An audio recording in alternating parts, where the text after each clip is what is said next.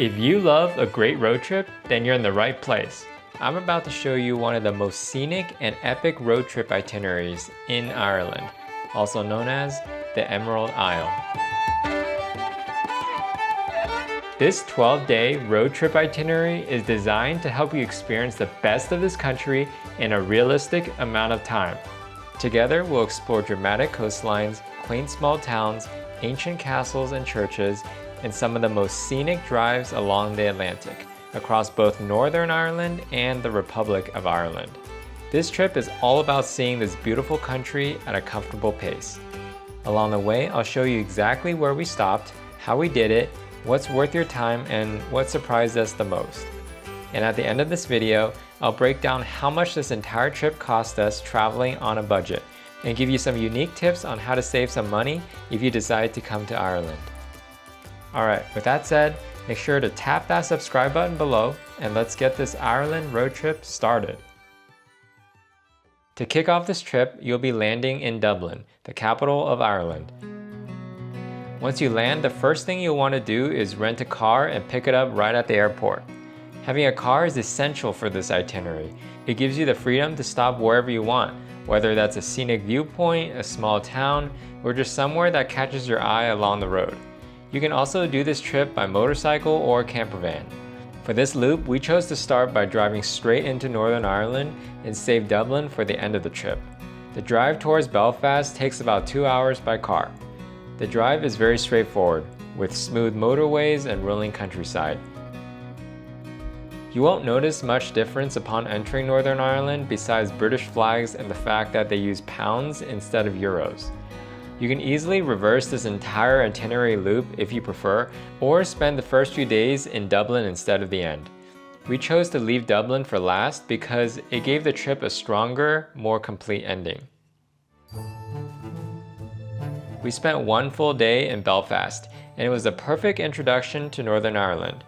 One of the main highlights here is the Titanic Museum, located on the exact site where the Titanic was designed and built.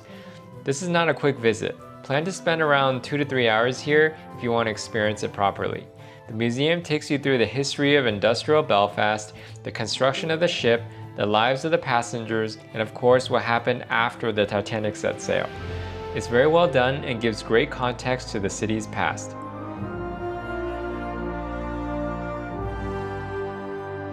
After visiting the museum, take some time to explore the Cathedral Quarter, Belfast's historic downtown area. This part of the city is known for its narrow streets, brick buildings, murals, cozy pubs, and live music, and it has a creative atmosphere that feels quite different from Dublin. If you have additional time in Belfast, there are plenty of other interesting things to do, but for us, Belfast was just a strong cultural starting point. A great first stop before the trip begins to shift towards nature and scenery, and the next day, that's exactly what happens. The next day, we begin one of the most scenic drives of the entire trip, the Causeway Coastal Route. It's important to start the day early. Driving from Belfast to the Giant's Causeway takes about 2 to 2.5 hours by car without stops. However, realistically, this drive takes much longer because there are countless places along the coast where you'll want to pull over. Along the way, we stopped wherever the scenery caught our attention. Coastal viewpoints, cliffs, and small pullouts overlooking the sea. One of the final stops before reaching the Giant's Causeway was the Dark Hedges, a filming location in Game of Thrones. The Dark Hedges is definitely memorable.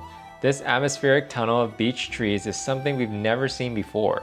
While it's not a large area, it's worth visiting for its unique look and photo opportunity.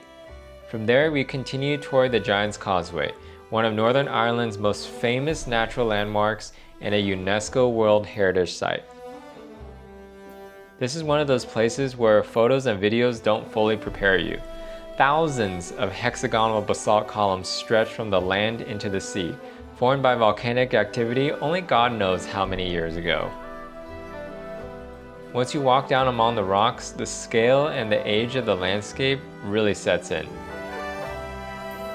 Plan to spend at least 3 hours here, even more, especially if you want to explore multiple viewpoints or walk along the coastal paths. Just down the coast is the Itinerary rope bridge, where you can actually walk across the narrow rope bridge suspended over the Atlantic to an island. Another short drive away is Dunluce Castle, dramatically perched on the edge of the cliffs above the Atlantic Ocean. It's definitely worth going inside as it's very cheap. By the end of this day, it's already felt like we've experienced a lot, and we're still only at the beginning of this trip. From the Causeway Coast, we continued on to Derry, which is about 1.5 hour drive by car. Derry is a very charming city, and is layered with history. What made the city famous is the Netflix show Derry Girls, which is named and filmed here. One of the best things you can do here is walk on the fully intact city walls, which loops around the old town. It is about a mile walk. From the walls, you get elevated views of the city, the River Foyle, and the surrounding neighborhoods, and it's an easy way to understand how the city is laid out. Just outside the city walls, you'll find Guildhall, one of Derry's most recognizable landmarks. This neo-Gothic building sits right along the river and is known for its stained glass windows, grand interior hall, and its role in the city's civic and political history. The Guildhall is free to enter and easy to visit, even if you're short on time. Surrounding the Guildhall are small streets with cafes and local shops, making a nice area to slow down and explore without feeling rushed. From here, you can also cross the Peace Bridge, a modern pedestrian bridge that connects both sides of the river and offers a different perspective of the city as you walk across. Derry is very walkable, and even a short visit gives you a good sense of its character before continuing on. I recommend spending 2 days here if you like charming cities. From here, we cross the border into the Republic of Ireland, heading towards County Donegal, and the change in landscape is immediate. The roads narrow, the scenery opens up, and the beauty becomes unimaginable. Rolling green hills stretch in every direction with open farmland, small lakes, and sheep scattered across the countryside. This part of the trip feels less about checking off landmarks and more about simply enjoying the drive. Take your time, bring a picnic, and stop wherever you want to enjoy the beautiful scenery. Our goal was to make it to Silver Strand Beach, a beautiful crescent-shaped beach tucked between steep cliffs. It feels quiet and remote, even in good weather, and it's the kind of place where you could easily go for a swim, read a book, have a picnic, or spend a few hours just walking along the sand. It's like walking on the top of people's heads, except our hair is green. You know? Oh no, that was a bad. Not far from there are the Slieve League Cliffs, which are among the highest sea cliffs in Europe, rising nearly 600 meters above the Atlantic Ocean. While they are less famous than the cliffs of Moher, many people, us included, actually find the Slieve League Cliffs more impressive. The cliffs feel more remote and untouched, and the experience here is quieter and less crowded, even during busier travel months. There are 3 ways to explore the area. You can pay to take the bus that comes every 30 minutes and drops you off at the cliffs, or 2, drive part of the way up and walk an additional 20 to 30 minutes along the road with beautiful views, or 3, you can choose longer hiking routes that follow the ridgeline. We chose to do the middle option, which is drive part way and walk the rest. The parking is only €10. The paths are generally wider and more open, which makes it easier to enjoy the scenery without feeling rushed or crowded. On a clear day, the views stretch far out across the Atlantic, and the sense of scale really sets in when you get closer to the edge and look straight down. Even if you only have time for a brief visit, Slieve League is absolutely worth stopping for and offers a very different experience from Ireland's more heavily visited cliff sites. If you're enjoying the journey so far, make sure to subscribe below if you haven't already, as I do my best to give you the most helpful travel content possible. That evening, we arrived in Donegal town. Donegal town feels very welcoming and relaxed. We had classic pub food, fish and chips done very well, followed by gelato for dessert that genuinely surprised us how good it was. Our Airbnb stay in the countryside outside of the town felt very personal, and the next morning we were treated to a full Irish breakfast. which made the stop feel more like staying with locals than just passing through. Our host named Eamon was super welcoming and we had a great time connecting with him and his family. And we just love you guys, and please come back any single time because it's so nice to have you. And thank you very much. Okay. Speaking of Airbnb hosts, all of our hosts greeted us personally and were super friendly and hospitable. This part of the trip felt especially warm and grounding. It was a perfect transition into the quieter pace of Western Ireland. From Donegal, we drove about 1.5 hours south towards Sligo, with a stop at the Benbulben Forest Walk along the way. This walk is an easy 3-mile loop and a nice change of pace after several days of driving. The trail winds through quiet forest paths, with Benbulben's distinctive flat-topped mountain rising above you almost the entire time. It's not a strenuous hike at all and doesn't require much planning, which makes it a good option if you just want to stretch your legs, slow down, and enjoy the scenery without committing to a longer trek. Continuing towards Sligo, we made an unplanned stop at a local weekend crafts market just outside of town. They've been making this style of knitting for ages in Ireland, and each of the different stitches mean different things. This ended up being one of those small but memorable moments of the trip. There were stalls selling antiques, handmade art, home goods, and local crafts, along with simple food offering fresh sandwiches and really good coffee. It felt very local and low-key, the kind of place you usually only come across when you're not rushing to the next destination. Sligo itself has plenty to offer too. For us though, the crafts market stop was enough as we wanted to get to our next destination where we'll be spending the night, which is Galway. By the time we arrived in Galway, the trip continued to feel different and unique. Northern Ireland was more rugged, County Donegal was more peaceful, but Galway has a much more lively atmosphere. You'll notice it right away. Music in the streets, people sitting outside pubs, and a younger, energetic feel throughout the city. Once you arrive, the best thing to do is simply park the car and start walking. Galway is quite compact, and most of what you'll want to see is easily reached on foot. The main pedestrian area runs through Shop Street and down towards the Spanish Arch. This entire area is full of pubs, casual restaurants, and live music most nights of the week. There's no need to plan meals too far in advance here. Just walk until you hear music or see a place that looks inviting. We spent our evening around the lively Spanish Arch area, where everything feels social and busy. We kept it simple with burgers, fries, and drinks. And this is also where we first tried curry on fries, which sounds questionable until you actually start eating it and realize, oh, okay, this is why it's so popular. The next day, we walked the Salt Hill Promenade out toward Mutton Island. It's an easy, flat walk right along the water and feels very local and relaxed, with people out walking dogs, jogging, or just enjoying the coastline. If you walk the full route, it's about 6 miles round trip, but you can turn back at any point.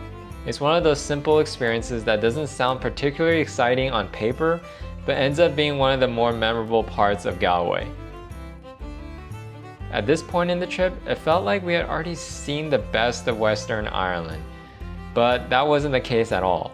The best is still yet to come. You'll see. Next, we are going to one of the most iconic cliffs in Ireland, the Cliffs of Moher. The drive from Galway down to the Cliffs of Moher takes about an hour and a half, depending on traffic and how often you stop along the way.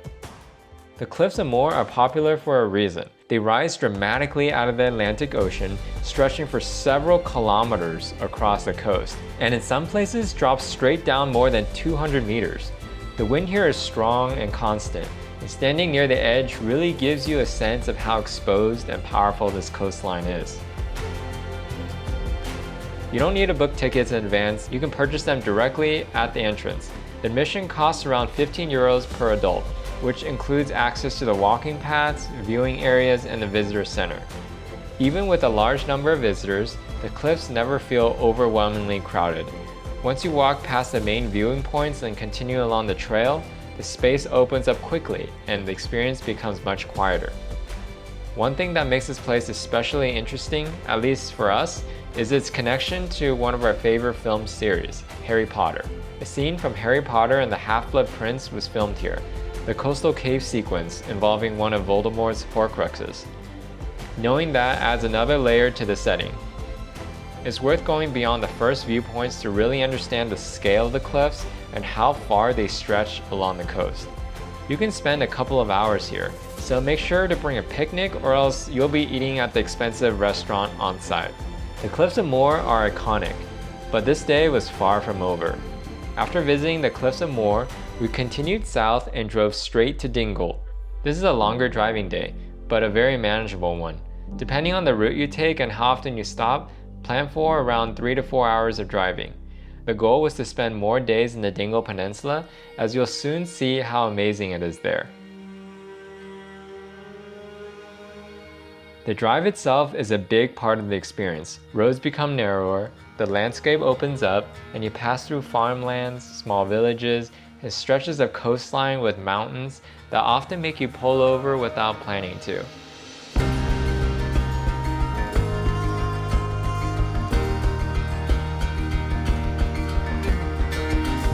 By the time we arrived in Dingle, it already felt like one of those towns you know you're going to enjoy right away.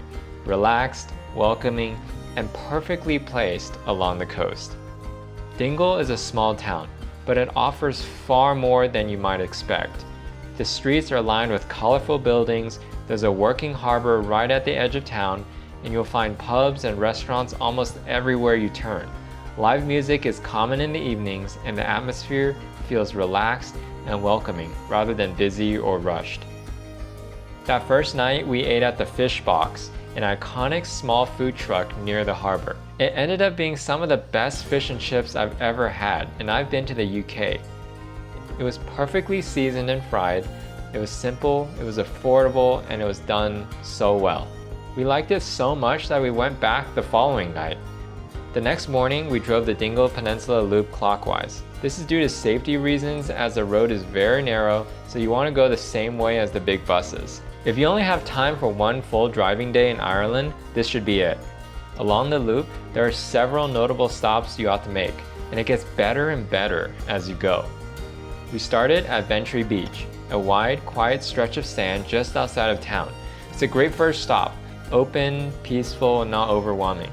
It gives you a gentle introduction to the peninsula before the scenery becomes more dramatic. Not long after, we pulled over at a small roadside sheep feeding spot. It wasn't planned at all. The sign by the road intrigued us. It ended up being one of the cheapest, most fun, and memorable moments of the trip. From there, we visited the beehive huts. These small stone structures date back over 1,000 years and are still standing without mortar.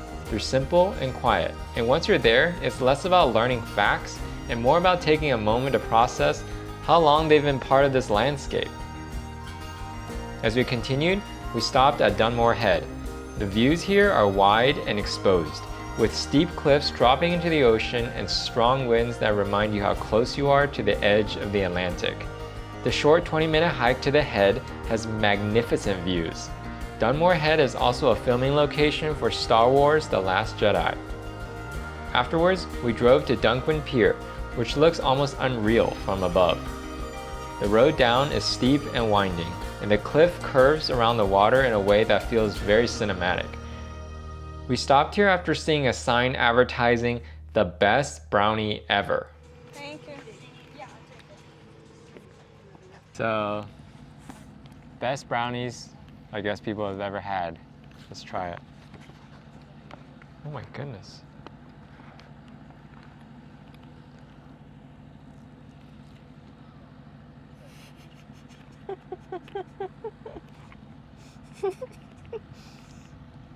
I think it's really good.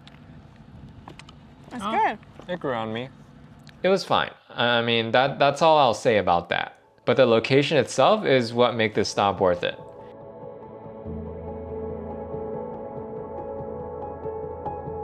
Next along the loop, we stopped for a short hike to Cloffer Head. The terrain here is rockier, with wildflowers scattered across the ground and fewer people around. This hike is unimaginably beautiful, and our videos can't even do it justice.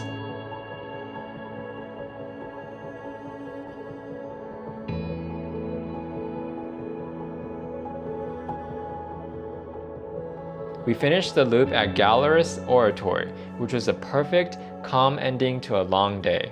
This is one of the best preserved Christian churches in Ireland, dating back to the 7th to 9th century. The stone building is incredible, simple to design, and very peaceful compared to the rest of the peninsula. It also doesn't use any mortar. By the time we returned to Dingle that evening, it felt like we had experienced an entire Ireland highlight reel in a single day. While you can easily do the entire loop in a single day, you can also space it out among a few days if you want to take more time at each location. The next morning, we joined a dolphin tour with Dingle Boat Tours. The tour lasts about 2 to 3 hours and is very relaxed. You slowly cruise along the coastline with the cliffs of the Dingle Peninsula rising behind you and around you, while keeping an eye out for dolphins out at sea. We saw several dolphins swimming alongside the boat, sometimes surfacing just a few feet away. This is definitely a worthwhile experience to do in Dingle and only costs around 70 euros per person. After such a full and intense day driving the peninsula, this is a perfect contrast and a really peaceful way to experience a different side of Dingle from the water. After the boat tour, we drove east towards Killarney National Park, which is about an hour and a half by car. If you have more time, Killarney National Park is a great stop and a whole adventure on its own, just like Dingle. But for us, we continued on to Ballyseed Castle Hotel. Just a reminder, at the end of this video, I'm going to show you all the costs related to this road trip. Make sure to stick around as it may surprise you. Staying in a castle hotel might sound expensive, but it's not truly a trip to Ireland if you don't stay in a castle. Ballyseed is actually the most affordable castle hotel that we've found after extensive searching. You can stay here starting around 130 euros, even in the summer. And I'll tell you, the experience is worth way more than that. After arriving, we spent some time walking the grounds, exploring the building, and meeting the hotel's resident wolfhounds. We made a whole separate video specially on this hotel that you can find on our channel after this video. And if you're wondering, they didn't pay us to do this, so it's not biased. While we were there, we chose the 5-course dinner add-on option, which is 60 euros per person. And let's just say the food was extremely good, but 5 courses was way too much food for us. At the end, I was ready to die. But at the end of it, it was still a fun and memorable part of the stay and a nice way to slow down and enjoy a moment of luxury after several busy days of travel. The room itself was exquisite and had plenty of old world charm. It was a unique place to spend the night and a very different experience from the Airbnbs we stayed at throughout the rest of the trip. The next day, we drove back to Dublin, which takes about 3.5 hours by car from the castle. We are approaching the end of our trip. Once we arrived, we returned the rental car to the airport and Ubered into the city. We switched entirely to walking and public transportation. Dublin is very easy to get around this way, especially in the city center, and not having a car at this point made everything feel so much simpler. Over the remaining days, we focused on seeing some of Dublin's main sites at an easy pace. One of the highlights was visiting Trinity College and the Book of Kells. By the way, did you know that Hosier went to Trinity College? We also spent time in St. Stephen's Green, a large city park right in the center of Dublin. It's a great place to slow down, sit for a while, and take a break from sightseeing, especially after days of driving. Another stop was St. Patrick's Cathedral, the largest cathedral in Ireland. The interior is impressive, and it offers a good glimpse into the country's religious and cultural history. We also visited Dublin Castle, which played an important role in Ireland's political past. Even a short visit here helps put much of Dublin's history into context. In the evenings, we spent time walking along the river, which is especially nice at night when the bridges and buildings are lit up. We also walked through the Temple Bar area. It's definitely touristy, but it's still worth seeing, especially for the atmosphere, street music, and sheer energy of the place. You don't need to stay long to appreciate it, but it's part of the Dublin experience. My wife and I both don't drink alcohol, but if you do, the Guinness factory is located here and you can take a tour and experience Guinness like you've never before. One thing that surprised us in Dublin was how good the food scene is beyond traditional Irish pub food. There's a wide range of international restaurants, and we ended up having really solid Thai food, which is a nice change after several days of pub food. After a long road trip, Dublin felt like a good place to land. It was a comfortable way to end the trip and come full circle before heading home. Now, for the moment you've all been waiting for, the costs. I want to quickly explain how I approached the cost of this trip, so you can plug in your own travel style and numbers and see if this itinerary works for you budget-wise. My wife and I are not budget backpackers, shoestring traveling, whatever you call it, but we also don't splurge luxuriously everywhere either, which I think most of you watching probably are as well. Ireland is not a budget place to travel. It is Western Europe. But don't worry, I'll share some tips to make the hit to your wallet less in a moment. First, here's our simple cost breakdown for a 10-day trip. Flights for 2 people from Dallas in August, we paid around $1,200 total. Rental car and insurance, we paid around $900. This one, I think we could have done better. Airbnbs was around $110 a night, so total about $1,100. For food, which is a mix of groceries for picnics and eating out, we spent around $700. Activities and attractions, including the Castle Hotel, about $450. Fuel and every other miscellaneous costs, about $250 to $300. That gives you a total cost for 12 days for 2 people around $4,700 from beginning to end. We traveled comfortably, stayed in modest Airbnb rooms, ate well, and saw everything we wanted to for the most part.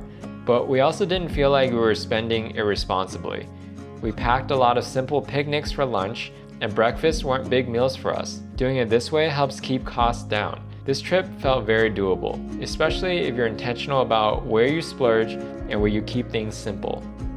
If you've been thinking about traveling Ireland, this itinerary really works. It gives you a mix of cities, coastlines, small towns, and scenery. If you have any questions about specific stops, driving, timing, or how to adapt this itinerary, leave them in the comments. I'm happy to help. Make sure to subscribe and check out our other Ireland videos on some of the locations we mentioned in this video. I'll see you there.